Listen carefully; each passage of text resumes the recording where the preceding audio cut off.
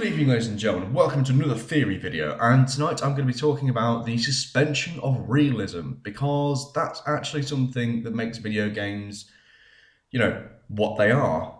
Us playing them and suspending our theories and understanding of reality and what's around us allows us to become a part of the game that we're playing. And if a game is well executed in its mannerisms, place, and and narrative, then it allows us to slip in and become a part of it. And suspending what we know about this universe is what we want.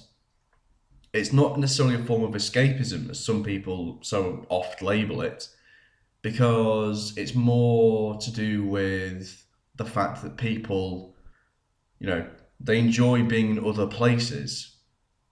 This universe is incredible and interesting, but it is this universe, and we want something that isn't this universe. We want to be on a different planet, zooming around on jet bikes, fighting Godzilla sized monsters with guns that fire laser bullets. I want that in my life. And so do the hundreds of millions of other people across the world who video game in any manner, because it allows us to do things, even for a moment, that we never will be able to, unless they develop Mark 1 Spartan armor, in which case I'm straight there. But I'm not tall enough. But, technicalities. But this idea that it's escapism and it's only for people who are sad is not actually very accurate. It's for people who are inherently creative and for people who enjoy seeing the world in a different light, or the people who want to see other worlds entirely. Because video games explore themes, theories, and ideas, or ideologies even, that we as humans come across every single day. They just put them in a different light.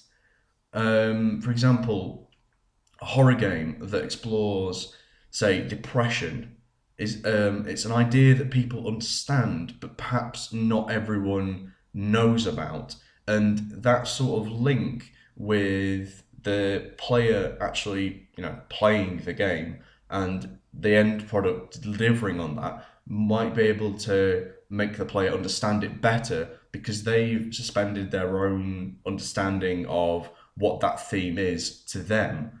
And it allows people to put across ideas and other worlds much more easily when you're not thinking about the confines of Earth, or this plane, because there's plenty of fantasy stuff that explores the idea of string theory, which is multiple, like, no, endless universes around us coinciding and meshing, where every single theory and every single thing that could have happened or will happen is happening around us in one moment.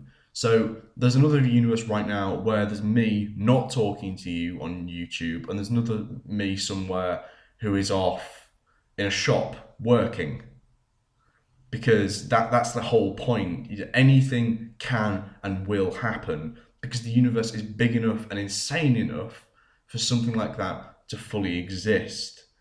And that is a belief, that's definitely a belief, but that suspension of reality where you think anything can and will be possible is something that we seek out in video games as well. It's just that we can visualize them, and while it's all well and good thinking about it in our heads, they're the only medium that we have at the minute, alongside film and book, where we are taken to another world, but this time we are in that world and we can see it. We can feel the world around us. And this kind of VR technology that's going along with it is developing to be better and better every single day, so that we can further experience these realities that people have put together for us.